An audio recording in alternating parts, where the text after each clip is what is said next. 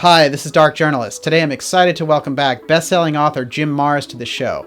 Now, Jim has written some of the true classics of alternative research, and today we'll focus on one of those classics, the blockbuster Alien Agenda, that set the tone for deep research into the fascinating topic of UFOs.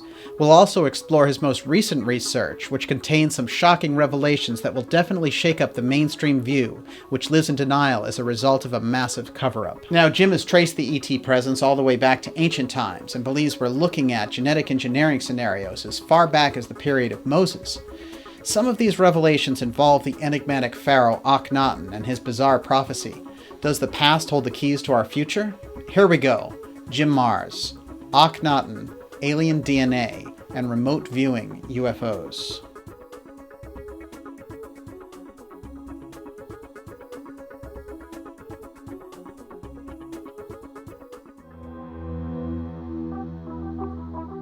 You mess with this stuff long enough and you're going to really realize you're down the rabbit hole. The UFO phenomena did not start in 1945 or 47, okay? You can go all the way back through history. You can go back to Ezekiel, the fiery wheel in the Old Testament. Moses, by the way, is not even a name, it's a title. And Moses, back at that time, was translated as the true pretender to the throne. So Moses was actually Akhenaten. He tweaked the DNA and he kind of developed improved the breed with the Anunnaki female who carried the term and produced what was a hybrid. You know, as we proceed into the 21st century, our culture and society are debilitated by a lack of understanding of the subject of UFOs, off-world civilizations, and the advanced technology that they represent. The secrecy, in fact, has become so absurd that the average person now believes that the government and media are lying to them on these sensitive topics. And they're right. But lately, we may have seen some cracks in that wall of secrecy, from Pepsi commercials featuring the Black Knight satellite of UFO lore, to the latest admission by NASA that they may have found the elusive Planet X, long championed by the late UFO researcher Zecharia Sitchin. There is a sense out there that even traditional institutions and corporations feel that UFO denial is unsustainable, and that we need a new view to match a new era. But the covert gatekeepers are more committed than ever to keeping the truth and the advanced technology to themselves. What are they so afraid of, and what are they trying to hide? Let's go ask Jim Marrs.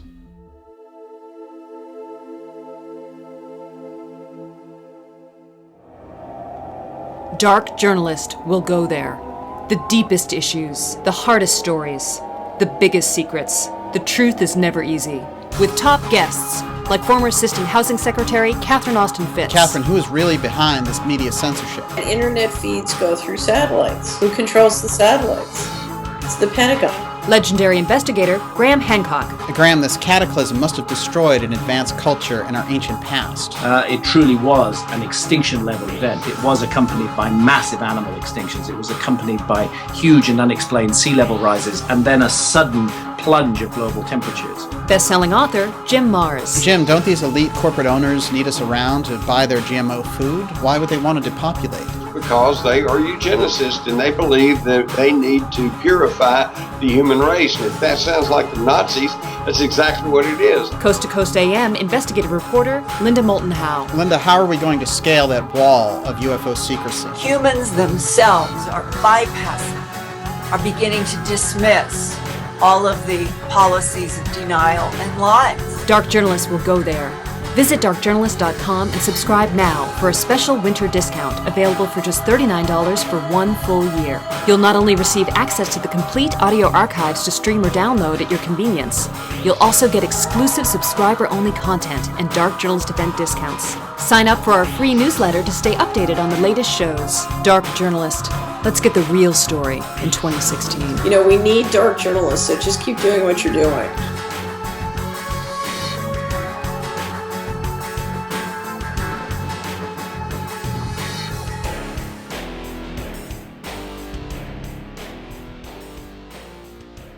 Jim, it's great to have you back on the show. I spent some time rereading your classic book, Alien Agenda. And of course, we did a conference together recently where you presented on this subject. Right. And I was just impressed with the amount of whistleblower testimony, cases, reports, photos, videos, and just the sweeping picture that you create of a totally fantastic and unexplained phenomena, which is just now a part of our everyday reality, whether or not the media or the government even want to acknowledge it. Yeah, exactly. Now, we'll go deep into ancient times to find the roots of this modern mystery based on your very latest research. But let's start with a case that you brought to light originally in the book, and that's the Maury Island case, which I think is rife with strange connections and is really a telling case when it comes to why there's so much secrecy around this topic. There's some incredible crossovers and tie-ins there, right? Oh, yeah. Kenneth Arnold investigates the case. Yeah. And it's right after he's had his major sighting. And we also have Fred Chrisman involved in this. Fred Lee Chrisman. We know he has a strange history. And Guy Bannister. Right. Both of whom end up in New Orleans mixed up with Lee Harvey Oswald. Yes, and that's off the charts. Now, how do we square these unusual connections between the deep state and the space program? Because we know that Oswald himself was telling every one of his co-workers who would listen at Riley that he was going to work for NASA. So what is it that all of these links represent? Yeah, the NASA connection with Oswald is really fascinating. The fact that he said, told people there at Riley he was going to go work for NASA. Well, this ties into what Jim Garrison was telling me one time about that he went, several people there at Riley who had worked with Oswald, and he was trying to get them to come and testify at his trial against Clay Shaw as being part of a conspiracy to kill Kennedy. And there was like 3 or 4 of them. And all of a sudden, they all got offered better jobs at the NASA facility outside New Orleans. And they said, for national security reasons, they wouldn't allow them to come and testify. Oh, unbelievable. Well, thanks a lot. So again, there's huge, mysterious military industrial intelligence connection between Oswald, NASA, and the Jim Garrison investigation. Well, it is interesting to revisit the public's attitude towards UFOs during the JFK era. Of course, there was a real learning curve going on there at the time. They'd had huge waves of sightings in the 40s, but things like the Roswell incident, for example, didn't even get revealed until the 1980s. That's true. At that time, no one even knew about that. So at the time, what we had were contactees, people who would come out and talk about their communications with benevolent entities or even beautiful Venusians. And then the character of the UFO phenomena changed with the abduction case of Betty and Barney Hill. Right. Now, how did that alter the terrain? Well, first I was looking up here in Alien Agenda. I've got this incredibly good quote before we get totally off of Kennedy. Oh, yeah. From Bill Holden, who was the loadmaster for Air Force One. Yes. And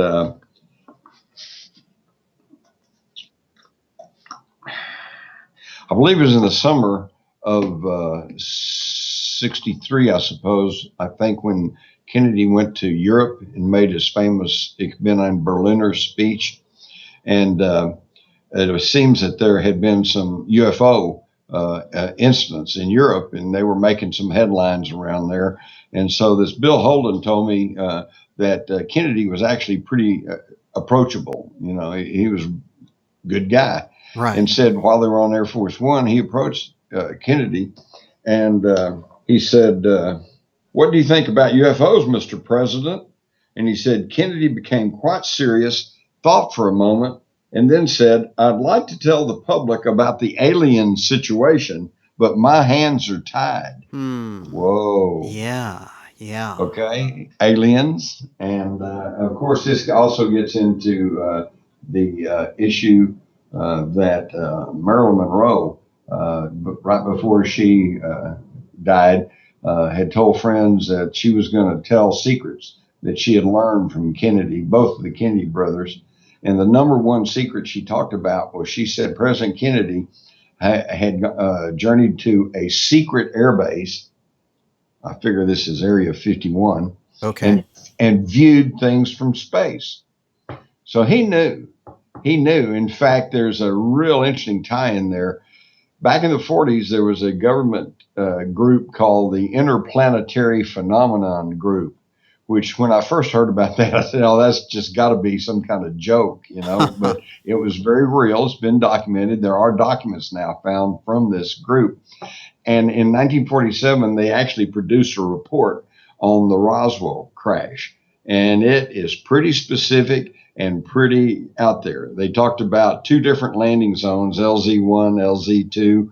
They talked about multiple bodies being found. They talked about the whole thing. They gave names, dates, places. They also were the first that I know that mentioned that before the crash in Roswell, there were all kinds of sightings around New Mexico. And in fact, they had been picking up unidentified objects on their radar.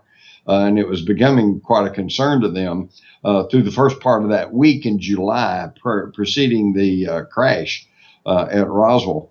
But in the back of this report, it said one of the few members of Congress to have knowledge of this is Representative John F. Kennedy of Massachusetts. And it said he had served in he was in naval intelligence. There was an officer in naval intelligence, and that he apparently had a source of information within the office of the Secretary of the Air Force, Secretary of the Air Force, I guess. At that time, it would have been the Army Air Corps.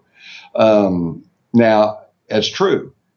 Most people only know Kennedy's background as being the commander of the PT-109, right, in which he got sunk by a Japanese destroyer in the South Pacific. But it's true that prior to that, he had served in Washington with naval intelligence. So see, that tells you that this is a legitimate report.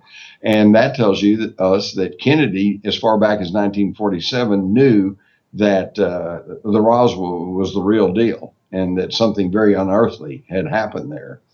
And then that leads to the story of these 2 guys who worked at photographers who worked at Area 51.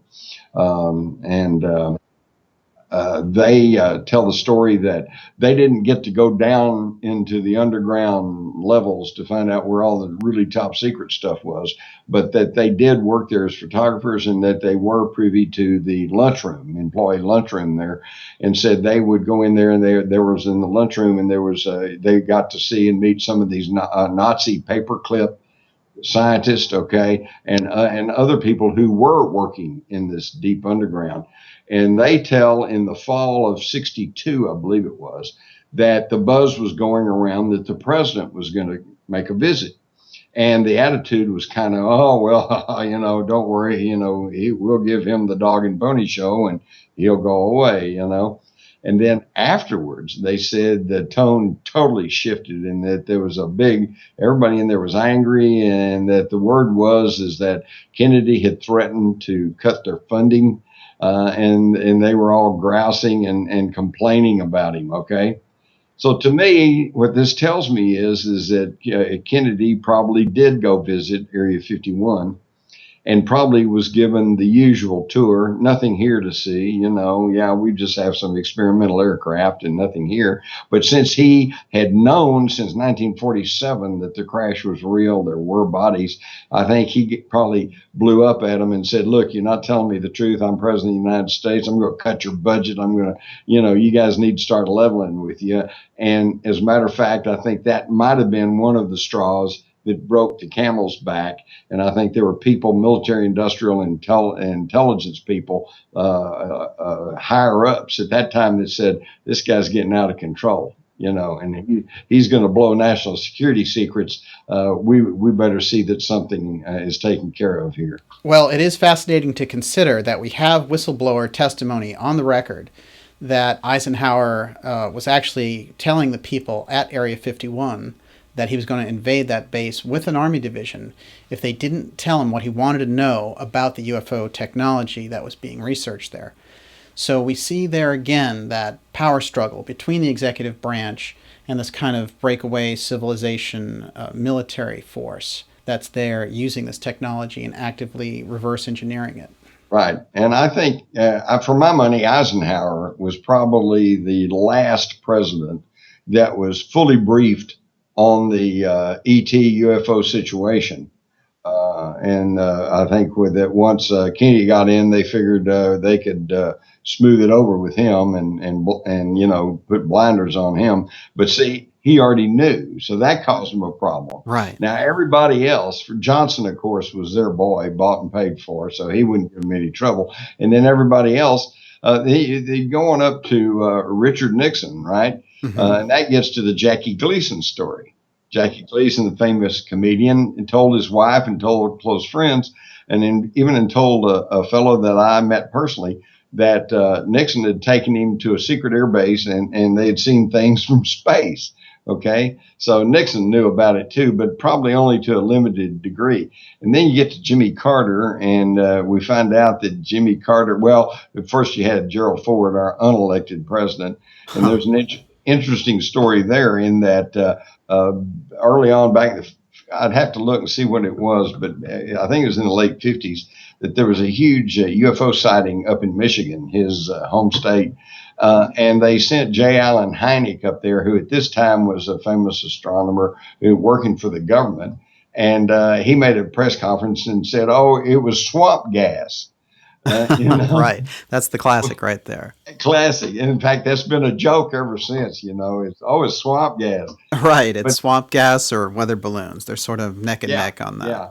Well, the idea that they had all mistaken swamp gas for UFO so enraged those people in Michigan, understandably so, that they got on to their representative, Gerald Ford, and said, this is not right.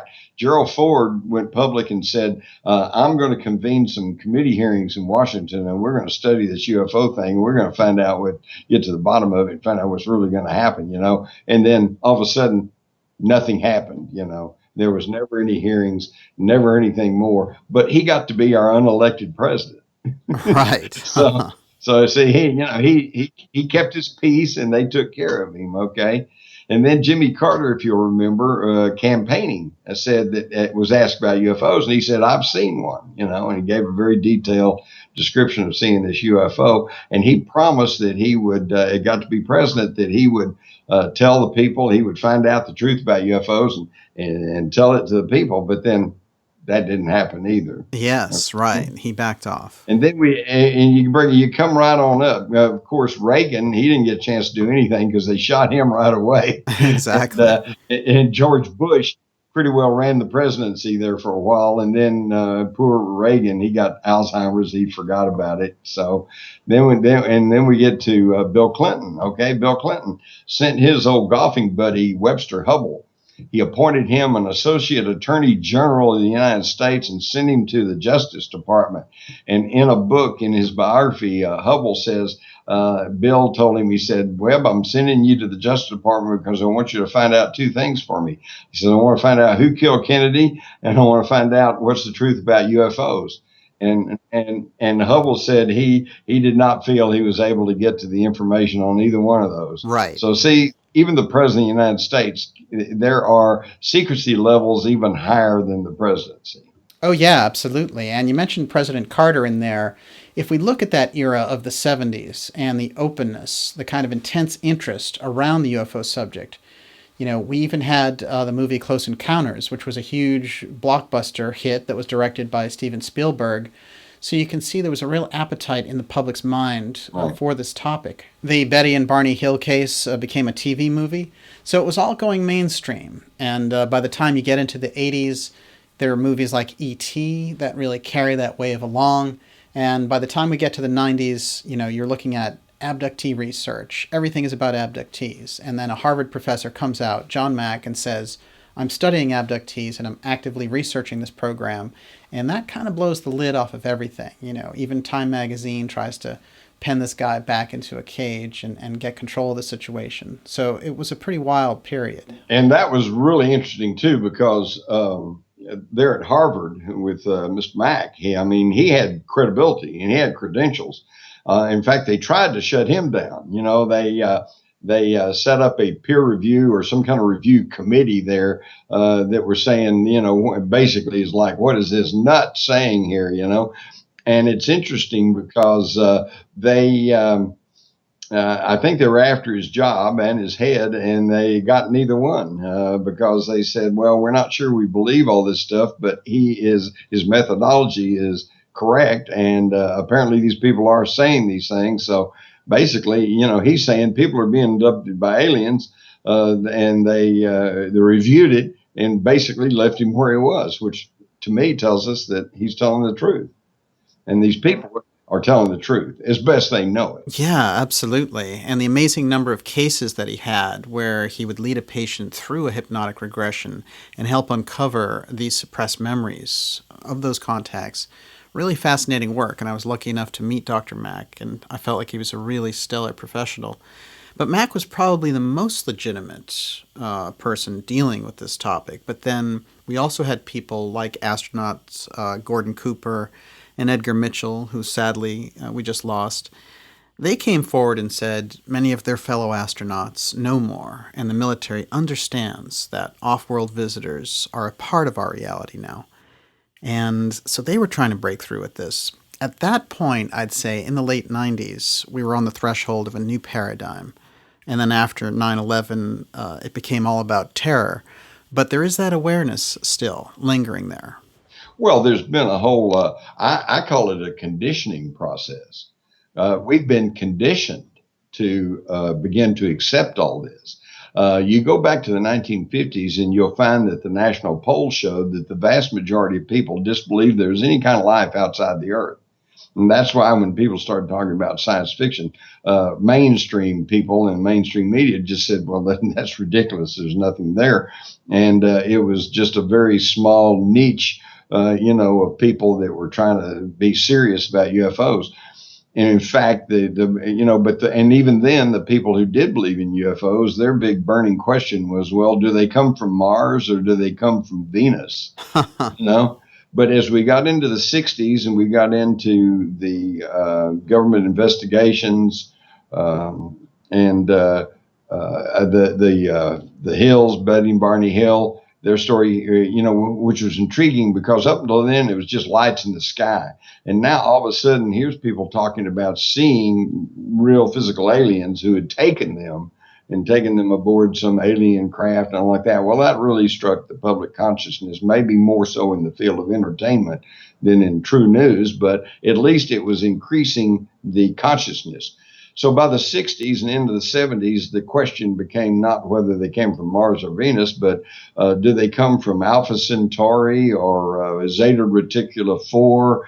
We expanded our consciousness. We got a little more sophisticated. And then, of course, now into the 90s and into today, we've even gotten more sophisticated because there are legitimate questions now about, well, do they come from another planet or do they come from another star system? Do they come from another time? Do they come from another dimension? Mm-hmm. And personally, I think the answer is yes. All of the above. All of the above. I think that the Earth has a somewhat interesting position in the universe, and I think a lot of people are interested in who we are and what we're doing. Some maybe more from a beneficent viewpoint than others, but all of them, I think, are kind of intrigued by us. That is so interesting. Well, one of the big breakthroughs around this was retired military personnel started coming forward. So on one side, we had a prestigious academic like Mack from Harvard University coming forward and confirming this. And then on the other end of the spectrum was someone like Lieutenant Colonel Philip Corso, who confirmed, in fact, that the military had reverse-engineered UFO technology. And he almost immediately came under a firestorm of criticism from the military, from the media, and certainly never could be said to have benefited in any way from coming forward. Quite the opposite, actually. That's true. But, what's funny is that I've talked to some of the people like Colonel John Alexander, who worked with Corso, knew him quite well. And he says he kind of disses his accounts of dealing with aliens and alien technology and all like that. But then on the other hand, he tells me, yeah, but he was a real honest guy, great guy. So it's like, wait a minute. Some things just don't add up. It's kind of a disconnect there, Yeah, he's an honest guy, but don't believe what he's saying. Right. Huh. Now, what do you think about Colonel Corso's revelations about military awareness of ETs? It comes back to mindsets. Okay, it's your mindset. Philip Corso, for example, Colonel Corso, he was a World War II guy. Okay, and then he was operating in his prime during the Cold War. Well, everything was national security, and everything was watch out. There's communist spies everywhere, blah blah. So I remember one time when I was interviewing him, I said, Colonel Corso, in your book, said you tend to leave the impression that that these visitors, these people coming around these UFOs, that they're hostile. I said, what makes you think they're hostile? He said, they would fly over our classified military installations. We'd order them to stop, and they wouldn't stop. Huh. Yeah, so it's a kind of militaristic us versus them viewpoint. That's the World War II national security state view of everything. If you don't understand something, it's got to be an enemy. Exactly. And that doesn't, that goes all the way back. So these military officials really had that attitude in the 40s, from a war-torn point of view, that these were hostile encroachments into our airspace. And that's just the way it was in that period. And it didn't get much better, because what you find is in the early 50s, we had a secret UFO war. Oh. Okay? Because in the early 50s, the military sent out orders to their pilots, if you see a UFO, shoot it down. Because they want to know what they were, and they want to get hold of the technology. Well, they probably had a few crash retrievals, and they wanted more. Yeah. So then, and this was late 40s, early 50s, they said, shoot them down. And then there was a period of about a year or so there where I have detailed a whole number of mysterious air crashes, airliners that crashed. Strange circumstances, right. And then all of a sudden the military said, they sent out new orders and said, if you see a UFO, don't shoot at it. Okay. Said, just report back. And airliner crashes. They stopped. Stopped. Yeah, that is just one hell of a coincidence. But since we're in the realm of crashes here, we're all familiar with the Roswell UFO crash, and there are others in that era. One at Aztec, New Mexico, which has also had some excellent investigation done on it. But you were the first person to highlight a crash that took place in your home state of Texas, and this crash took place in 1897, so it may be the oldest crash on record. Now, can you tell us about the Aurora crash? What I have here is the entire front page of the Dallas Morning News for April the 19th, 1897. Right. Okay. And in the middle of the page, right here, is the story of the Aurora spaceship crash. And it says, about 6 o'clock this morning, the early risers of Aurora were astonished at the sudden appearance of the airship, which has been sailing through the country. It was traveling due north and much lower to the earth than ever before. Evidently, some of the machinery was out of order, for it was making a speed of only 10 or 12 miles an hour and gradually settling to the earth. It sailed directly over the public square, and when it reached the north part of town, collided with the tower of Judge Proctor's windmill and went to pieces with a terrific explosion, scattering debris over several acres of ground, wrecking the windmill, water tower, and destroying the judge's flower garden. The pilot of the ship is supposed to have been the only one on board, and while his remains are badly disfigured, enough of the original has been picked up to show that he was not an inhabitant of this world. Huh. Now, this is 1897. Now, of course, the debunkers have all said, well, it's just a fake story. Somebody planted a bad story, all kinds of things. Well, the railroad bypassed the town, and they were trying to get more, get people to come in there and get some attention to the town. What they don't point out is there are 16 stories on this front page, every single one of them, and they range from southern Oklahoma all the way south to almost Austin, Texas. And every one of them is talking about this thing flying through the skies. Oh, that's pretty wild. This is 6 years before the Wright brothers flew. Right. There's nothing man-made in the air. That's why I call this the smoking gun of UFOs. But back to the question about precincts, I got to read you what happened in Granbury, Texas. All right. Granbury, Texas, April the 17th. Newt Grissom last night at 9:30 o'clock, while drilling the Riddle rifles, discovered the mysterious flying Jenny of which we've heard so much. Newt is a very warsome young man, being a populist, but he could not stand the sight of the air machine, so he ordered the company to open fire on the object, which it did, and the whole town was soon aroused. Oh, just amazing. A documentation on that, and 50 years before Roswell. So we've been dealing with this for a long time. Right. Now, one thing that has always intrigued me is the sheer number of cases by nuclear weapons sites. So what is the attraction, and why are they showing up there? You know, they seem to have this affinity for those locations. Right. Well, this is simply because if we're shooting each other with bows and arrows, or even bullets or cannon shells, that just stays right here. That's us. You know, hey, you do what you want to do.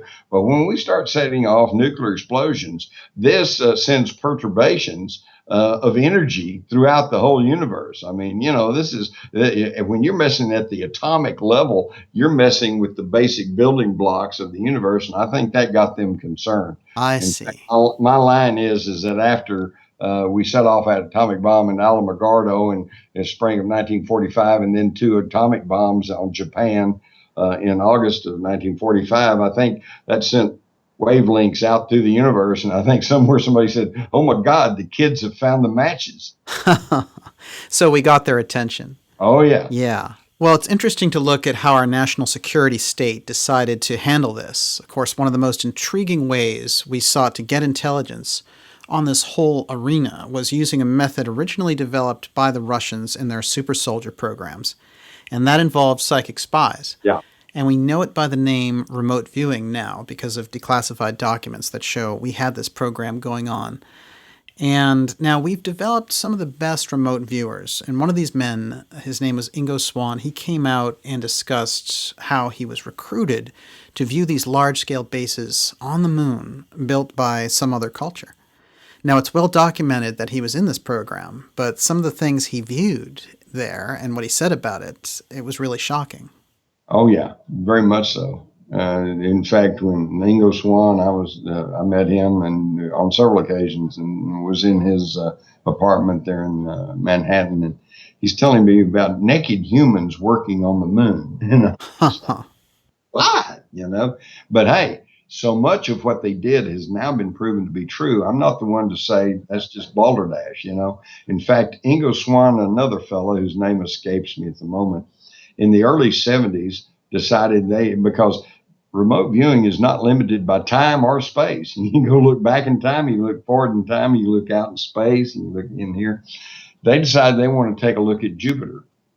So they both did this separate remote viewings, and they all came up with pretty much the same information.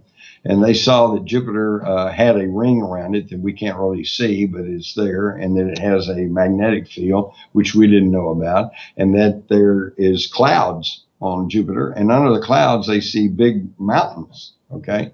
Well, at that time they tried to, they put out this information, and the scientists, the astronomers, they all went, well, that's interesting, but who knows? Because we had no way of verifying whether it was true or not.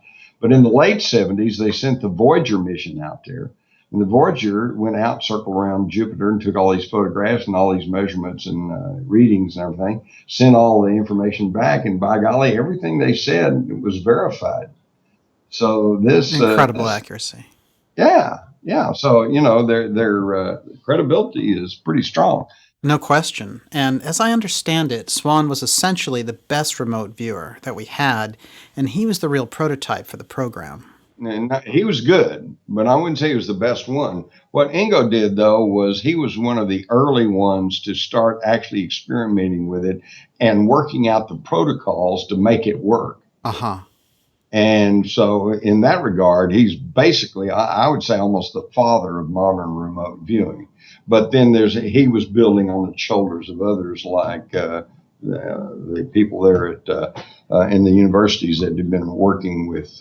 So Russell Targ and Hal Puthoff. Targ, he was working on it, and I'm thinking of even the ones who were at I think the University of Kentucky, where there's a man and wife that were working on remote viewing, or except they didn't call it that. They called it clairvoyance. And you go all the way back, you find at the time of World War I in the 20s, spiritualism was a big fad. Right.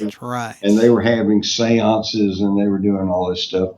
But again, they were just playing with it because they didn't know what it was. And as you so correctly said, credible remote viewing has only been developed since the 70s, probably. Amazing. Well, one of the crucial things about Swann and this book he wrote about remote viewing the moon and these bases called Penetration is in there he describes being grabbed by an intelligence agency to do this under some pretty secret circumstances. Yeah. And this idea about a base being up there that's not one of ours. Right. For so long, we've been curious why they haven't gone back to the moon. Why have they slashed the public space program at NASA? Now we know. Yeah, exactly. Especially when it's my understanding that after we quit going to the moon, we still had 22 Atlas rockets capable of putting men on the moon, but we never went back. And the explanation they give, I think, is pretty thin. They said, well, there's nothing much there. It's just a dead world. And we don't think we're getting any value for our money. And it costs a lot to go there. And we really just can't afford to do that. Well, excuse me, but that's like building a Rolls Royce from scratch and then say, well, we can't afford gasoline. We can't drive it around anywhere, And by the way, if you think bases on the moon or something, how about bases on the Earth? Sounds pretty wild. In the remote viewing program, one of their early candidates to learn and remote viewing, and who apparently was quite accomplished at it, was an old police detective named Pat Price. Pat Price, right. And and one day Pat Price showed up unannounced, and nobody had ordered him to do this, but he shows up at work one day and he said, hey, I did this remote viewing session, and there are 4 alien bases on the Earth. And he proceeded to describe them, and he even told where they were. One of them is Mount Perdido in the Pyrenees Mountains between France and Spain. Another is Mount Inyagani in Zimbabwe in Africa. Another one is under Mount Zeal in Australia, and then another under Mount Hayes in Alaska.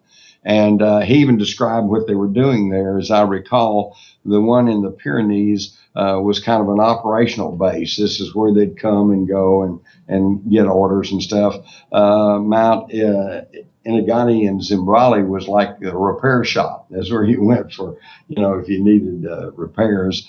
Mount Zeal in Australia was, I think that was the R&D. That's where several species would go for rest and recreation, And then the Mount Hayes in Alaska was a environmental monitoring station where they were monitoring the Earth and the atmosphere and I don't know, pollution and all the stuff, what's happening to the Earth. Well, that was all fine and good. But of course they had no way of proving up any of this stuff. So they said, well, that's interesting. They filed it away. Later on, as it became more and more of a official military unit, the Psychic unit, they had a training officer named Skip Atwater. And Atwater told me that one day he was deciding to give these remote viewers, as they're testing kind of an exotic target, not your usual military aircraft or some landmark somewhere. And he happened to dig up the file that Pat Price had left about these bases. And so he tasked them to go look at, see if there's any alien bases on the Earth. And of course, you know enough about remote viewing. He didn't say, go look at alien bases. He just gave them a number. Coordinates, yeah. Coordinate number, 51206071, okay, which meaningless except to him. He knows in his own mind that refers to, I want you to go look at these alien bases. And when you do that, you have a thought pattern that goes out on the universal energy grid. And when they get that number, then their subconscious mind is already drawn to this thought pattern. And so supposedly then they are guided to the target. Okay, well, they all came back and they said, wow, there's 4 alien bases on the Earth. And they named the name Zimbabwe and Pyrenees and Australia and Alaska. They gave the same thing and described what was going on there. Isn't that amazing? Yeah, fascinating. What do we do with that kind of information? But really, the idea that they have bases here makes perfect sense. Sure. Yeah, absolutely. And these places are so spread out that you won't find a base in a major metropolis. Right, and they're underground. They're within mountains and stuff, And unless you stumble across it, which chances are you're not, and even if you do, I'm sure they've got doors and locks and camouflage and God knows what else that's going to assure that you don't get in there. Yes. A strange footnote to this story is Pat Price will die under very strange circumstances.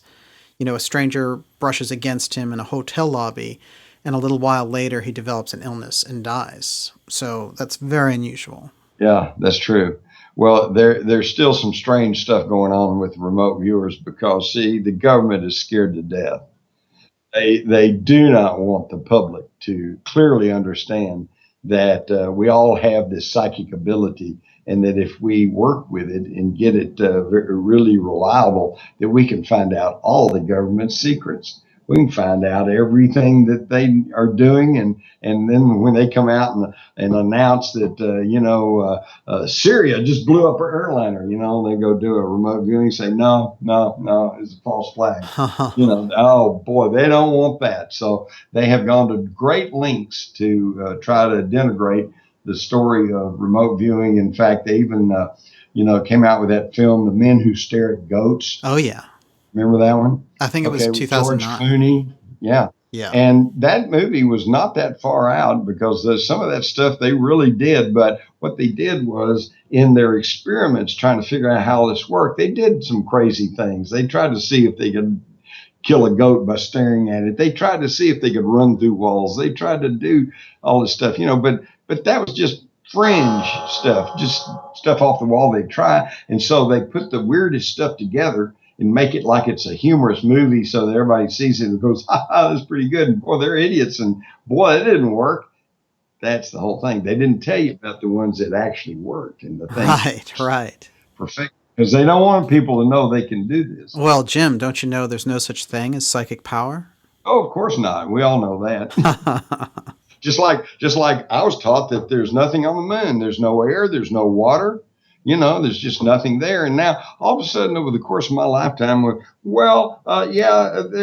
is some water seen and sprays drifting across the moon. And it does have kind of a slight magnetic field. And it does. And and like right now with Mars, that was a dead planet. There's nothing there. And now all of a sudden they're going, well, there's water there. Right, exactly. If they quit doctoring the photographs and turning them with a red filter so they all look like a red desert, we might find that there's trees and grass, all kinds of things on Mars, But of course, when they tell me, and that was within this year, I believe, when they suddenly announced that we think there's water on Mars. That wasn't a surprise to me. I mean, all you got to do is look at it. There's ice caps, right? There's a white cap in both poles of Mars. Well, what else would that be but frozen water? Of course Mars has water.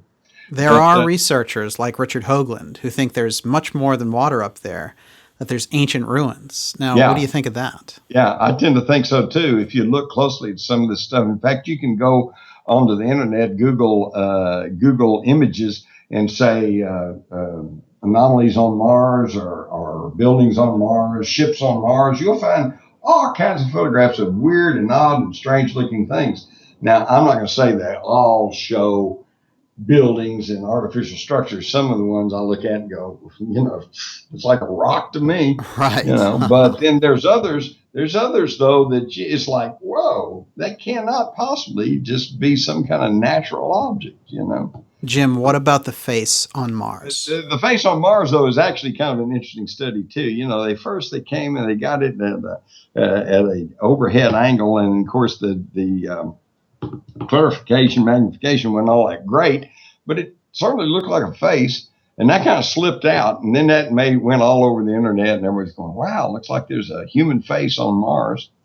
And then NASA, in an attempt to try to disparage that kind of talk, because that was starting to crack open their secrecy, they took a picture of it from a low angle where it just looked kind of like a series of ridges, I said, no, there's nothing there. It's just a natural thing. And so that has gone back and forth, and people have photoshopped it, and they've added shadow and depth and everything else, and it's still not really clear. But if you look at the Cydonia region of Mars, where this space is, you see pyramids. And the pyramids are in the same configuration as the pyramids on the Giza Plateau. Amazing. And the same pyramids outside Mexico City. So this is pretty suggestive evidence that they were all made by the same people. Yeah, and that pattern is so fascinating to decipher. Mm-hmm. Now, when we come back, I'm going to ask you about this off-world connection in ancient times. Are we seeing indications in the advanced cultures of the past of some high-tech assistance? And is there a spiritual dimension to this phenomena? We're coming back with Jim Marrs. Stay with us. Go deeper with Dark Journalist. Subscribe now and you'll have access to the complete audio archives to download or stream at your convenience. Receive advanced updates and discounts on Dark Journalist events. Enjoy exclusive subscriber-only content. Go deeper with Dark Journalist. Visit darkjournalist.com and subscribe now for a special winter discount, available for just $39 for 1 full year. Dark Journalist, the truth is never easy.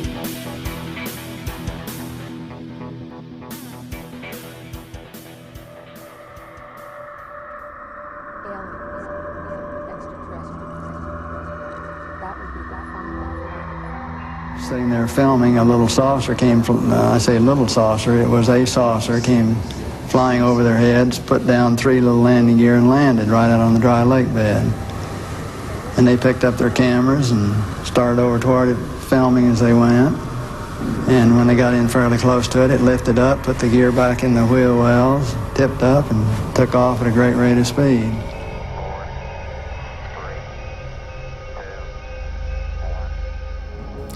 Dark Journalist will go there. What are they so afraid of? And what are they trying to hide? Hidden technology. In other words, the possibility exists that you have here a machine that is manipulating magnetic fields on a planetary scale that has nothing to do with particle physics. The black budget. But there's no such thing as getting away from the corruption, because it is now integrated into every economy in the globe. Geoengineering. I'm talking about right down to the DNA level. Imagine that you have now put microprocessors and sensors, along with everything else, into every human body, every animal body. For more interviews, special reports, and documentaries, visit darkjournalist.com today. Dark Journalist. The truth is never easy. And we are back. I'm Dark Journalist, and I'm speaking with best-selling author and investigative reporter Jim Marrs. Jim has written really some of the best books on deep politics, and he's pushed the envelope by going into controversial areas like UFOs and hidden technology. His major blockbuster on this is the book Alien Agenda, and his new research on off-world visitors is edgier than ever. Now, Jim, we were talking about ruins on Mars that look very much like archaeological sites in Egypt and Mexico. If they are ruins from that period, then does it suggest a UFO link with our ancient past? What do you think happened back there? You have to understand that the UFO phenomena did not start in 1945 or 47, okay? You can go all the way back through history. You can go back to Ezekiel, the fiery wheel in the Old Testament. You can go back to the flying boats of the ancient Egyptians. You can go to the Bahamas of the Hindus in India. You can go to the Dogon tribe in Africa and their legends, the Aborigines in Australia. Goes all the way back. People have talked about these things flying through the air. In fact, talked about people coming from the sky and giving them, imparting language and mathematics and architecture and all kind of agriculture, all kinds of stuff. Right. Now, can you think of one of these ancient stories that stands out in your mind? Okay, one time I tried to figure out where did we get beer? You know? Right. I can understand wine. There's some grapes that fell off, laid on the ground under the sun. got pretty fermented, and some very thirsty caveman came along and said, "Oh, I'm going to try these anyway." Got a buzz and said, "Hey, this is great." So I could see where wine came from, but beer, you got to have malts and hops and various chemicals, and you have to mix them just right. And you have to ferment them. You have to add sugar. You have to, it's a complicated formula. It's pretty advanced, yeah. Yeah, how did man come up with that? And as best I could find, it tracks back all the way back to the earliest civilization that we know about, and that is the civilization of Sumer and the Sumerians, who lived between the Tigris-Euphrates River over there in what is now Iraq, and which, by the way, has been noted by a lot of Christian researchers as being the site of the Garden of Eden. Right. So, I mean, it goes back as far as we can. What did they say? They in their writings, which were on clay tablets, which thousands of them still exist, and they have been translated. They said they had 4 kinds of beer. Okay, and I'm sure none of it was light. Yeah. But they had 4 kinds of beer, and when they told how they got to beer, they said they were told how to make beer by the Anunnaki, which translates those who came from the heavens, landed on the earth. And the Anunnakis evolved into their gods. And, of course, today you can read all about them in the Encyclopedia Britannica, but you have to look under Sumerian mythology. Mythology, right. Okay? So what's happening today, though, starting with Zachariah Sitchin and others, that they say, well, maybe it's not mythology. Maybe they were actually telling us what they knew to be true and what they had experienced, and that these people came down from the stars and told them how to do things. Well, what do you think of the influence of the Anunnaki at that time? Do you think they were benevolent, or would you suggest they were more of a negative presence? I think it evolved. I think early on they may have been benevolent, and then, number one, obviously at some point they dropped out of sight. They either all left or they quit dealing openly with humankind. And in fact, as Zachariah Sitchin details, how that they had created kingship. So in other words, they were making hybrids, okay, and these hybrids, which were part human and part Anunnaki, they would set them up as their representatives, so they didn't have to dirty their hands on the nasty old humans. I see. And so this started the whole idea of kingship, and it also at the same time set up almost a religious order, the priesthood. Okay, and the priesthood were the only ones who could talk to the gods, and the king was their representative. Okay. And then I think what happened was at some point these ancient aliens, these Anunnaki, that they either all left or a few of them may have stayed behind, but they dropped out of sight and they weren't in direct contact with the humans. And I think that this created a problem for both the kings and the priests, because now they had to the manifest gods that were very real and that people had direct contact with are now just concepts, the spiritual type gods. Right. They're still there, but we can't see them, we can't hear them, but I'm the priest and I can intercede for you and I can tell you all about it, okay? And I think that's where it might have gotten a little bit skewed, because these priesthoods and these kings, they got pretty used to all that power and control, and they didn't want to give it up. So they began to institute more and more regulations and more laws and more ways of controlling the people, and until it got to like the Middle Ages, where the Roman Church was in charge of everything. Yes. They loaned money to the kings and queens, had them under their control, and they, of course, every town and village had a priest, and the priest would hear confessions. He knew all the dirt on everybody in town. And they had the church had pretty much dominating control over everyone. And it's been a slow evolutionary disconnect from that time on. Today, of course, the organized religions are in kind of decline, and because more and more people are waking up and assuming their self-empowerment, and they don't necessarily feel they have to listen to the priest, Right. Well, thinking of these older priesthoods, if you're dealing with an off-world culture and you become their representative, after they leave, you're kind of keeping the power structure intact. Exactly. Now, when you look at the advanced technology that built the Great Pyramid, for instance, or the Mayan pyramids, which are so advanced astronomically, do you think that's an off-world culture giving us that technology? Yes, I think so. And it's kind of been lost. I think they were using energy manipulation. Okay. And I'll give you a good example of that. It's right there in the Old Testament of the Bible, and that's the story of King Nebuchadnezzar in Babylon. Yes. And, at one point he was the ruling guru, and he had this whole huge empire there. And it was built on the remnants, degraded remnants of the Sumerian empire, And at one point in the Bible, according to the story, he built a structure of gold, out of gold. And that gives all the dimensions, and it was kind of like a big phone booth or something. But he had a problem because when his people would go in there, they would sicken and die. So I think what that tells us is that and gold is a highly conductive metal, and so apparently in some way they had built a energy field within this chamber. And so he wanted to use it, but he was scared of it because everybody he sent in there would sicken and die. Interesting. So they went to Palestine, and they got the 3 Hebrew priests, Shadrach, Meshach, and Abednego, brought them to Babylon. He says, okay, you guys are priests, and you probably have the knowledge passed down from the Anunnaki. You know about this thing. I want you to make this thing work.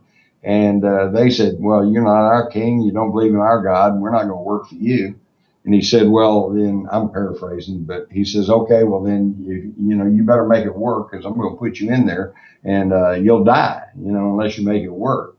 And so what's really interesting is right there in the Bible, it doesn't say that they just threw them right in there or that they walked in there. It said first they donned their raiments, their cloaks, their hats, and all this stuff.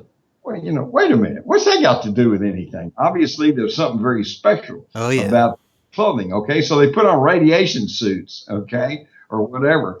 And the 3 of them went in this chamber that has been translated as a fiery furnace, but obviously it wasn't a fiery furnace, so they would have burned up. Right. It was some kind of gold structure that created a energy field.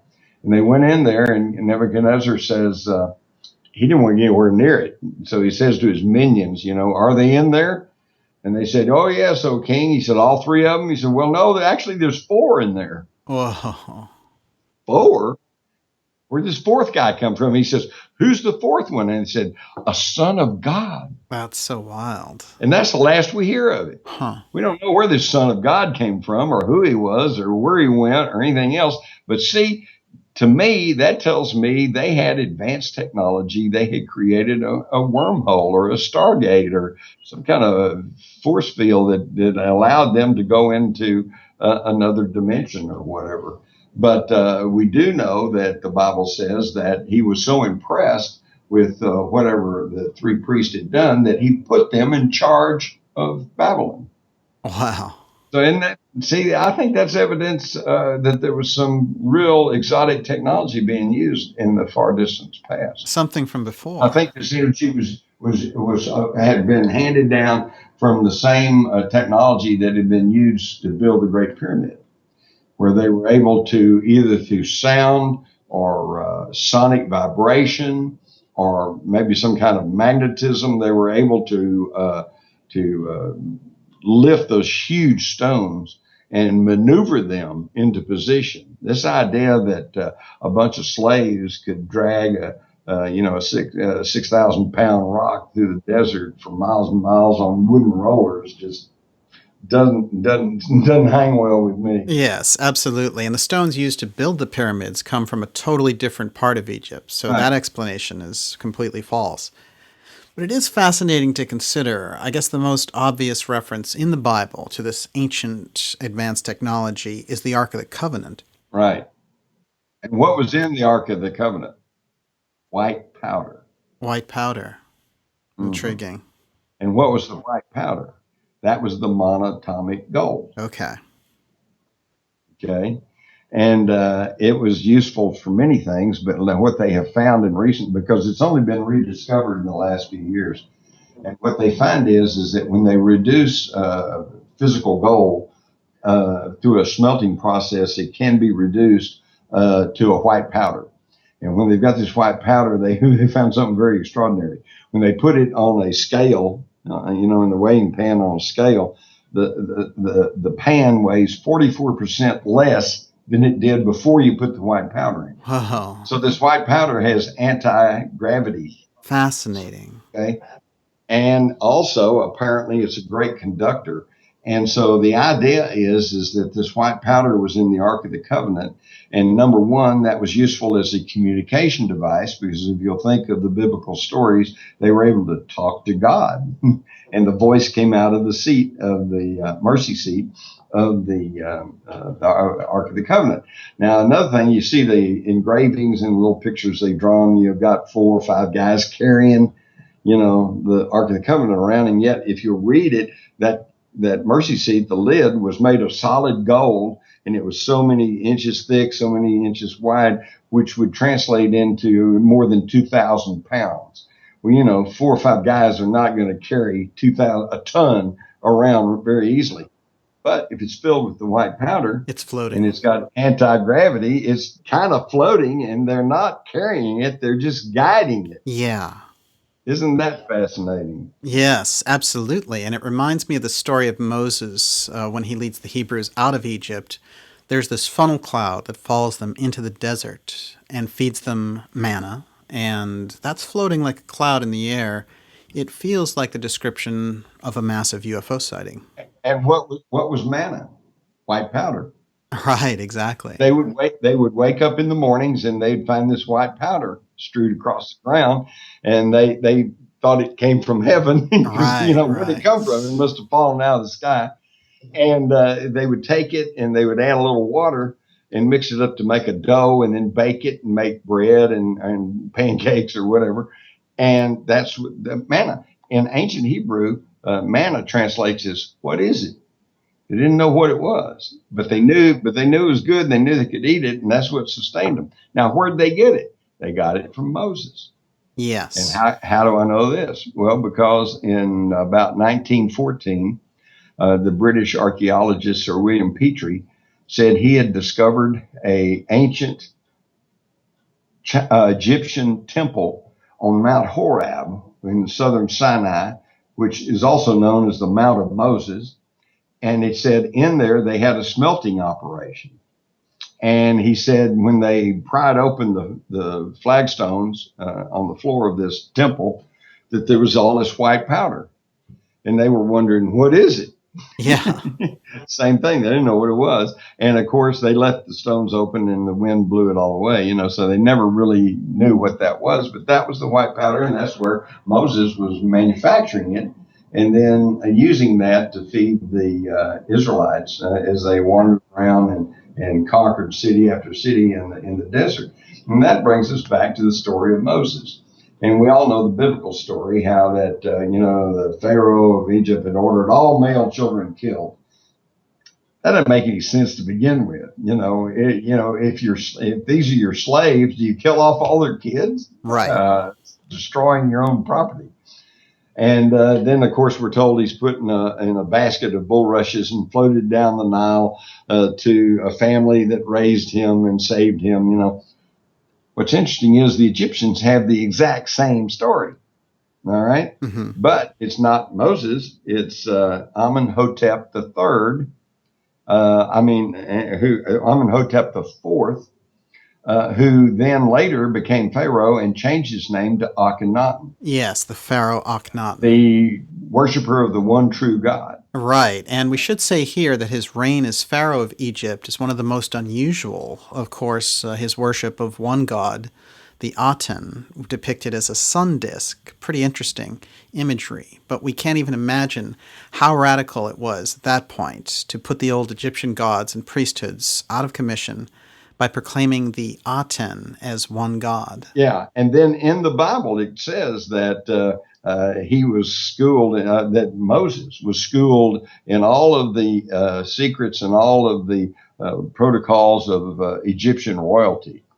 Why would they do this to a slave, So the idea is, what I'm telling you is that Moses, by the way, is not even a name, it's a title. And Moses, back at that time, was translated as the true pretender to the throne. Uh-huh. So Moses was actually Akhenaten. Really? Now that's fascinating.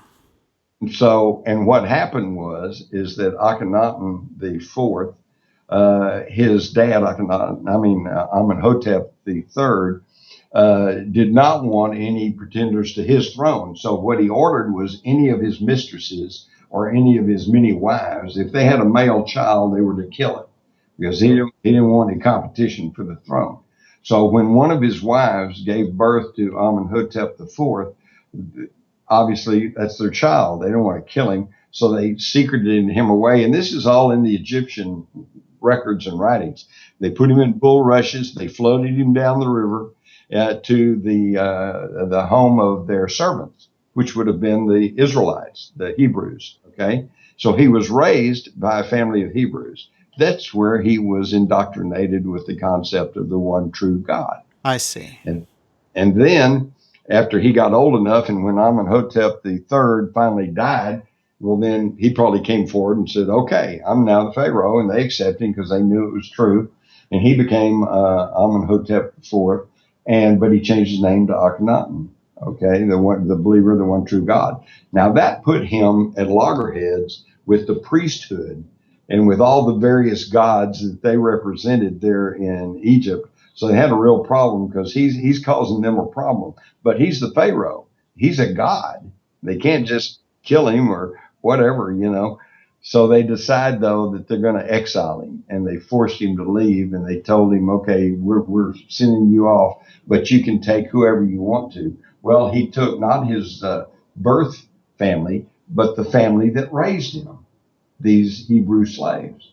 And he's told them, take what you need, and we're all leaving. And that's when he let them out. And that's where we get the story of the Exodus. It really is an amazing story. And again, Akhenaten is etched there in our consciousness, even though when they removed him from power, essentially in a coup, right, these priests try to eradicate his memory from their history. They smashed the temple of Aten to rubble. But strangely, his wife Nefertiti, and his son Tutankhamun, or King Tut, are probably the most well-known and popular ancient Egyptians. Now, why is that? It's quite an enigma. Right. He was going against the grain. We also have the 20th century American psychic Jean Dixon, who made some major predictions about Akhenaten and Nefertiti having this major impact upon the 21st century. So if Moses was Akhenaten, and there is an off-world connection there, as we discussed, it could explain his bizarre physiology. Right. I guess one other detail I should mention here is that they believe now in Egypt that they've found Nefertiti's tomb, and it's adjacent to King Tut's tomb. I've seen that. I don't think they've actually done it yet, but they think they're on the trail, right? Right, exactly. Now, when you look back on that Egyptian history, and we know the earliest version of the Bible actually has its roots and comes out of that ancient Sumerian text. Right. As time goes by, it appears that it becomes more and more fragmented, so that by the time we get down to the modern era, some crucial information seems to have been lost. Yeah, you're absolutely right. Let me draw the parallels between the story of Noah and the Great Flood, and then the account of Utnapishtim, who was a Sumerian, who was told by his guy, and this is all in the Sumerian tablets, which still exist. It's the same story. His God comes to him and says, there's going to be a big flood. You need to build a boat. You need to build it with pitch and bitumen and blah, blah, blah. In fact, the stories from the ancient Sumerian to the story in Genesis are virtually identical, which tells me that the Bible story narrative was simply carried on from even earlier, probably verbal, stories, with two significant differences. One was simply the name. In the Old Testament, we get the name is Noah. In the ancient Sumerians, there's actually, I think, two names. The one I can still recall is Utnapishtim, and I can see why they changed it to Noah. It was to go around talking about Utnapishtim. But the second change, to me, is very, very significant. In the Old Testament Bible, of course, we're told that Noah took 2 of every animal and all the plants and everything on the earth and put them on the ark, right? Yes. Well, even as a kid in Sunday school, I'm going, wait a minute. You tell me the lions and the tigers and the gazelles and the zebras all on the same boat together and they're all eating together? Wait a minute. Yeah. One to eat the other. Come on. And, besides that boatload of animals, where do they go to the bathroom? It's just had to be a mess. Right. And so the answer is in the ancient Sumerian tablets that tell the same story. They don't say that he took 2 of every living thing.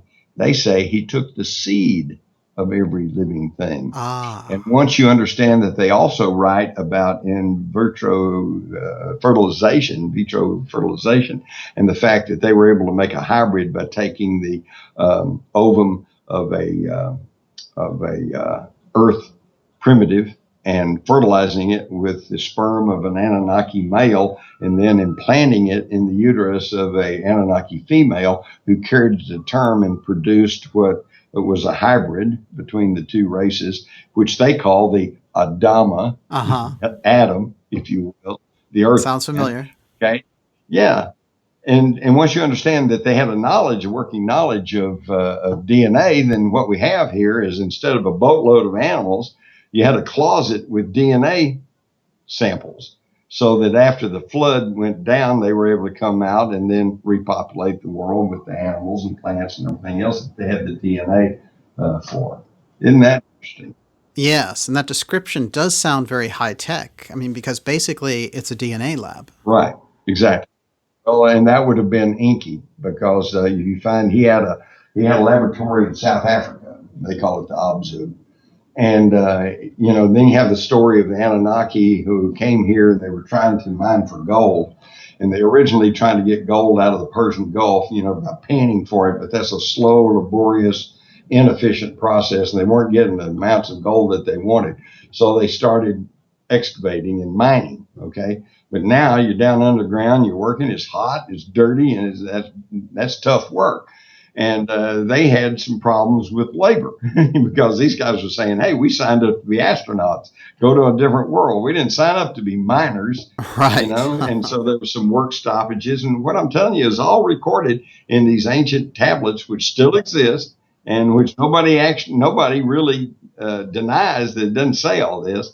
The only difference is that, like I said, you find a lot of this account under Sumerian mythology, and there's more and more scholars who are now coming to the understanding that this is not mythology, this is what actually happened, and they were recording it, okay? So they had a big meeting of the leaders of the Anunnaki, and they said, what are we going to do about this labor problem? And of course, needless to say, the Hawks were there saying, well, let's just, kill them, execute them if they don't work.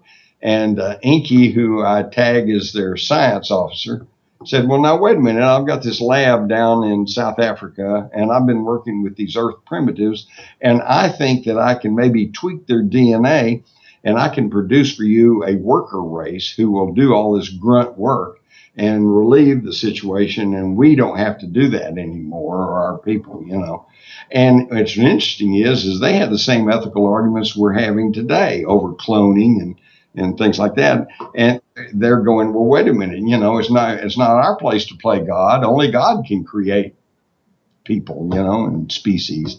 And that's interesting too, to show that these apparent aliens also have the concept of a universal creator or God. Right. And Inky finally convinced them. And, they said, we can't do this. We can't play God. And he said, we're not creating anything. We're just improving the breed. Okay. Same thing we do today with cats and dogs and horses. We're just improving the breed. So don't get the idea that we are the creations of aliens. No, but they tweaked the DNA of Earth primitives and they came up with this hybrid race, which is us. That is fascinating. And in fact, science now tells, as you well know, the story of Lucy, that they have found the earliest human female in South Africa, and that everyone stemmed from her, right? Yeah. Maybe she's the one that Inky worked on. It could be the prototype. It all fits once you really study this. But see, as you can see, you have to have a broad view. You have to look at all of this stuff and throw it all together. If you concentrate on one little area or one thing, if you concentrate on theology, concentrate on biblical study, concentrate on ancient astronauts, you don't get the whole picture. And you can't be afraid to go there because it will be challenging. You got to keep an open mind, and you got to think about what makes sense and what doesn't, That's definitely true. And just to tie up that Enki part, his counterpart was Enlil. And there's some suggestion that what we have here is a kind of good versus evil scenario playing out. Well, I'm not sure it's good evil, but what you had was Enki, who, if the stories are correct, he tweaked the DNA and he kind of developed improved the breed with this hybrid. And that was his little laboratory experiment. And he liked them. Okay. And he thought they were kind of cool, and wanted to take care of them and wanted to help educate them and stuff. Enlil was the mission commander, and he didn't want to be distracted with these stupid humans. And besides that, they started procreating. Right. And so he wanted to get rid of them, and Enki was a little more benevolent towards humans. And so, yeah, that's where you kind of have a dichotomy and a difference of approach there. But I don't know. It depends on how you want to view it. It could be, you could see that's good. You could see that's evil. You could say whatever you want to. Well, we can see this early influence from these advanced beings on our culture in that story. Of course, even in our own Bible, there are unusual characters that strongly suggest otherworld connections. Now, Enoch is certainly someone who would fit that mold. We know that his books were actually banned from the Bible because they were too controversial. Yeah. It's too much information, apparently. What do you think of Enoch? Well, there's another one, Melchizedek. Yes. And about all we get is that Jesus was a disciple of Melchizedek.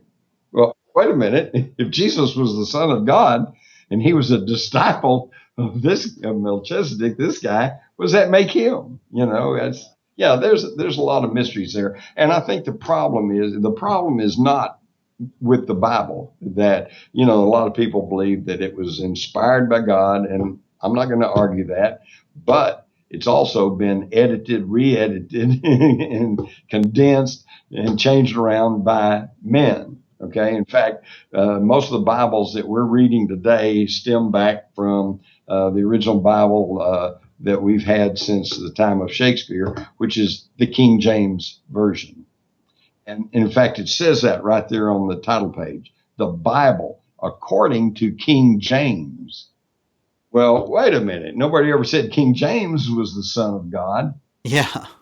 And if you'll go and study that, you're going to find something really fascinating too. A whole different view of things there, because King James, he was not a scholar, okay, but he decided that he wanted to put the Bible in some sort of readable order and some kind of established orthodox narrative that everybody could work with.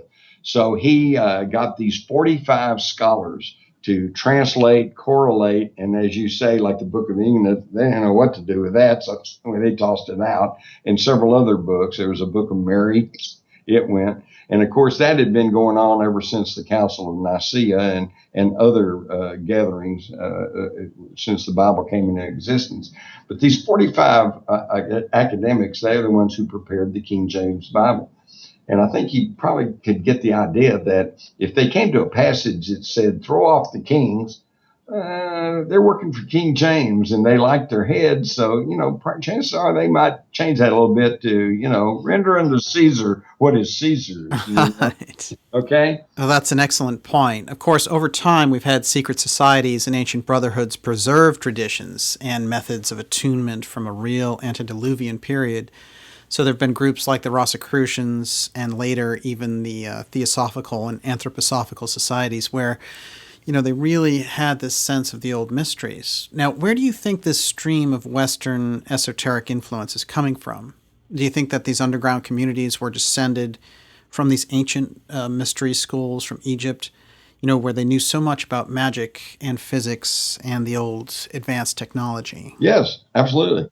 And the thing is, though, see, you go all the way back. This is why, for example, in the Old Testament, you've got people who are actually Abraham and others who were having direct contact with God, supposedly. Moses goes up on a mountain, talked to God, got the Ten Commandments, which, by the way, he broke. That's right, yeah. Right? He came down, they were worshiping a calf. He got mad, he broke them, and he had to go back to the mountain and say, gee, Lord, I'm sorry, but I broke your 10 commandments. Could you give me another set? And God says, no. He says, you're just going to have to, reconstruct it. So that's interesting too. Oh, so yeah. These 10 commandments that we have, this is from somebody's memory. I think this is what it said. Yeah, good luck. But they had this direct knowledge, so they knew they were real. That's why some of these religions, some of the Hindus, maybe even the Jewish religion, they are adamant in their religion because it's been handed down through the generations that they had direct knowledge of a physical God.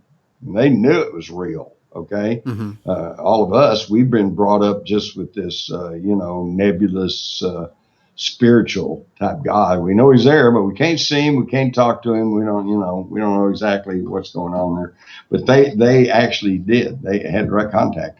And I think that the ancient civilizations, starting with Sumer through ancient Egypt and Greece and Rome, that these secret societies were trying to hold together the knowledge that had been passed along from these Anunnaki all the way down. But of course, through the wars and revolutions and mass migrations and everything else, a lot of that got lost.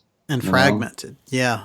Yeah. For example, the alchemists, we all know the alchemists were looking for the Philosopher's Stone, which has been badly translated as the cup, the chalice that held the blood of Christ. Well, I think that's something somebody made up. Okay.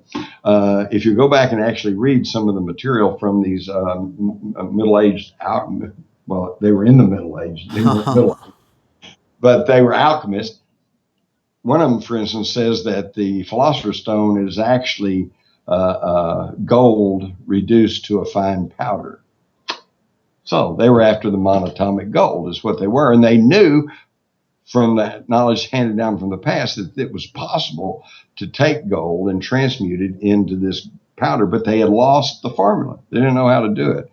And then that got twisted around to where today what we hear is that they were trying to take base metals like lead and change it into gold. And maybe they were, okay, but I think that it started off with their effort to try to reconstruct the formula for reducing gold to the white powder, to the monatomic gold. Now, what is it about gold? What is this mystical property in gold that seems to supersede everything? We have it in the Anunnaki story, in the Bible, of course, it's everywhere. Certainly in the Middle Ages, right up to today, there's this gold obsession. What is the reason for this fascination? It goes far beyond just the fact that it's a precious metal, right? I mean, there's other precious metals, diamonds and rubies and silver, they're all precious, but they don't come close to gold. There's something about gold. And the only thing I can tell you is that the Anunnaki, from the very beginning, they were after gold. Yes. So from the very beginning, there was an understanding that gold is somehow precious, desirable, perhaps even holy. Okay. And according to the Sumerian tablets, the reason for this was, and this is really interesting, is that they were needing gold to repair the atmosphere of their home planet, Nibiru. And the reason that's interesting is because early on, when we began to have problems with ozone holes in our own atmosphere, none other than Dr. Edward Teller, the father of the H-bomb, he said, well, perhaps we need to put pulverized gold in the upper atmosphere, which will reflect UV rays and hold down global warming and help repair these ozone holes. So maybe that's exactly what they were trying to do. And that's why that the gold had a much more powerful usage for them than just trinkets. And that's why that all the way down through all the civilizations, all of whom, I found this amazing. I'd been taught in school. I knew about the Babylonians and the Assyrians and the Phoenicians. And, I always thought these were separate empires and separate civilizations. It starts with the Sumerians, and then it degrades into the Babylonians, and then into the Assyrians, and you can track them all the way down, and then to the Egyptians, and then to the Greeks, and then to the Romans, and finally down to us. And it's been a devolution rather than an evolution. Okay, That's true. and that's why it's kind of funny, because here today we think with our computers and lasers and stuff that we are the apex of technology in this world, but I think actually we're only now getting back to the level of some civilization that existed long before our recorded history, and the remnants of that are found all over the world. The pyramids, for example, and the Sphinx. I had heard this argument, and then when I went to Egypt, I saw it for myself, and it's very real. On the Sphinx particularly, and on the Great Pyramid, there are very obvious evidence of vertical erosion, which can only occur through rainfall. If it was windstorms, it would be horizontal. Right, right. This is a very vertical road, and the only way that can happen is through having the Great Pyramid and the Sphinx sitting out under very heavy rains for many, many years, okay? Well, the geologists will tell you that there has not been any significant rainfall on the Giza Plateau for more than 10,500 years. So that tells us that the Great Pyramid and the Sphinx were existing 10,500 years ago or more. So they're the creation of a much older culture. That leaves out the Egyptians, because the Egyptians were only here 5,000 years ago. Definitely. But see, that shows, though, the breakdown of our so-called science. Nobody wants to really investigate something from an objective standpoint, because they all have their viewpoints and their scientific positions to hold on to. That's why the geologists will acknowledge this, that they probably were built more than 10,500 years ago, but the Egyptologists deny that, because there goes all of their theories and stories about Akhenaten and the Pharaoh and Nefertiti and Queen, Cleopatra. They have to rewrite the whole thing. They have to go back and rewrite their book, so they're not about to do that. Oh, that's an excellent point, actually. Well, how old do you think the Sphinx really is? More than 10,500 years, and apparently, by the best estimates, the Great Flood occurred about 12,000 years ago. So sometime between 12,000 and 10,500 is when they constructed the Great Pyramid. That is so interesting. I think based on the research of Graham Hancock and others, we do get a picture of this advanced civilization that existed back there in that time frame in antiquity. And they were apparently very spiritually adept. Mm-hmm. They also possessed incredible psychic ability, as well as technological genius. So, of course, I think of the psychic Edgar Cayce and how he said they'd used a kind of combination of sound and mental power to build the Great Pyramid. If that's an alien monument, we'd have to wonder what it represents in our time and how it was even constructed. If you go to the Farsight Institute website, I noticed they have a remote viewing of the Great Pyramid. Yeah, that's Courtney Brown's project. And they have stated that yes, it was built many, many years before we think it was, and that aliens were involved, and that they had a technology that levitated these stones to some degree, and that they didn't have to carry them; they just maneuvered them into position. Interesting. I'll post that link to the Dark Journalist Facebook page. Now, Jim, my last question for you, and it's been really great having you here to go deep on these important subjects. I wanted to ask you about Richard Thielman. Yes. And now he's made some extraordinary claims to you, and he's really shared some powerful supporting information. Can you just give us a brief outline here of his story? Because his is a fascinating story. He entered the Navy in the 70s, back before digital technology. And so, but he says all his paperwork and the hard copies of his military experience were all scrubbed. And then that, of course, has allowed them now to say that, well, he was never in the military. In fact, one of the big things that the debunkers latch onto is that he has an ex-wife who's told somebody, no, he was never in the military. But what Richard explains is that he was operating sheep dipped, if you know what that is, which is they're out of the military, but they're still secretly working for the military. Mm-hmm. And so the military disavows them. And so he carefully instructed his wife to tell everybody that he was never in the military. Ah. But there's other things that tend to show he was. There are pictures of him in his uniform. There are pictures of him with medals. He even got accused of stolen honor, stolen valor, I think was what they call it, when you claim that you have some medal, some honor, and that you don't really deserve it, right? And so, in fact, somebody even notified the FBI. And, okay, so they went and talked to Richard, and then they went away and left him alone. So they were satisfied. They were satisfied that there's something there. And there's so many other things. The fact that he has been in highly classified military installations. He has been in contact with very high-ranking military leaders. And so what's the hot deal about Teilman? Well, back in 2008, he said, and this has been reported, that there was a briefing for the United Nations with representatives from France and Russia and the UK. And basically the briefing was, hey, UFOs are real. There are aliens. They are visiting the Earth. And this is going to become public before too long. I think one of the dates given was 2017, which is, hey, we're getting close, right? Definitely. And so they said it's time that we brief you on this so that you can go back and start telling your leadership so they can start conditioning your people for the idea of this knowledge of that we're not alone. Okay. And of course, when he publicly stated that, or when he was quoted as saying all that, that immediately brought the trolls and the deniers and the debunkers out big of the time. woodwork. And they're doing everything they can to disparage him.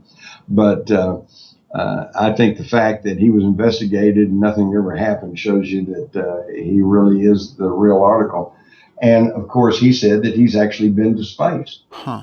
And that he went on an alien spaceship. Really amazing. And went to the planet Venus, as a matter of fact. And just told all of this interesting stuff about space. And even was giving a little look into the future of the Earth. Okay. And how's that looking? Which seems in doubt. Oh, really? Yeah.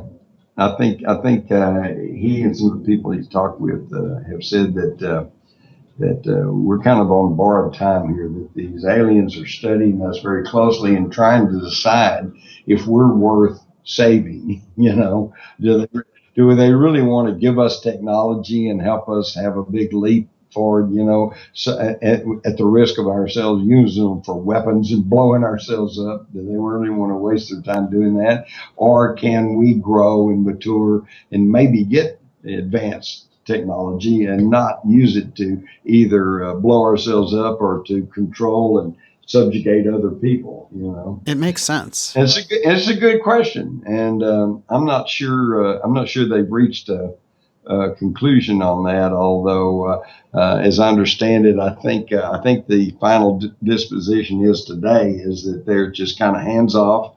And they're going to let us do whatever we're going to do, and they're going to see if we're going to be able to get our act together, or we're going to just have a big war and blow everybody up. You know? Non-interference. So it's up to us. Yeah. We can't look for our space brothers to come and save us. One last thing on Teilman. There's something interesting and unusual about his anatomy. Right. Well, they said that because he was going in this alien ship and was going to be at this base on Venus, that they had to operate on him and so that he could withstand the rigors and changes of both the trip to space and the base there. And he showed me a scar that went from the bottom of his neck all the way below his navel. And it was really incredible because as an old police reporter, I have sat in on autopsies, and I've seen plenty of people's scars, and I've seen open heart surgery scars, which are usually, you know, only about that long. Yes. The only scars I've seen that are as long as the one I saw on Richard Teilman are autopsies. Wow. But it couldn't have been an autopsy because he was still walking around. Right. So they definitely altered him, and the point is that they altered his organs so he could survive these long space journeys. Well, I think they implanted something. I think they put something in him that allowed him to cope with it. That's been several years ago that happened, and the older I get, the more I forget. I don't know about that. I mean, you seem sharper than ever to me. Well, that is an intriguing story about Thielemann, and let's work on getting him to come forward and tell his story here. It'd be great, and I don't have any way of contacting him, but I may have a way of contacting people who are in contact, and I'll put the word in, see if he might not be willing to come out. I know several years ago, well, 2008 or so, there was a huge outcry, oh, he's a hoax, he's a phony, caused all kinds of problems. And but I'm thinking today, with all the stuff that's come out, what we know about today, Kennedy assassination, 9/11, all these false flags and all this lying and propaganda that's going on, and there are more and more people waking up. I think there's a general consciousness raising going on in the American public for sure. Don't you agree? Absolutely. There's no question. Yeah. And so I'm thinking today maybe maybe he would be more agreeable to coming out and telling his story. That would be fantastic. Jim, excellent having you on the show today. Just incredible new research and, of course, Alien Agenda, just a classic book that really set the tone for a deeper understanding of UFOs and advanced technology and the big picture. Alien Agenda. Well, I have my copy right here. Just a great book. Of course, anyone can find your books at jimmars.com. Right. Amazon. Any bookstore. Amazon, right. And of course, you have some major conferences coming up here in 2016. We're going to do some together, actually. Yeah. So thank you so much for being here today. And it's always very enlightening. Well, thank you. I appreciate it. Terrific. Have a great afternoon over there. All right. You too. We'll definitely talk soon. But hey, this was really fun. Anytime you want to have a talk, let's holler. We'll do it again. Will do. Thanks, Jim. Okay. Adios. Thank you for joining me for this fascinating episode on Akhenaten, alien DNA, and remote viewing UFOs with best-selling author Jim Marrs.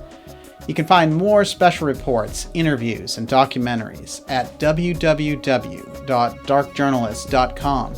You can also subscribe here to our YouTube channel for the latest videos. See you soon.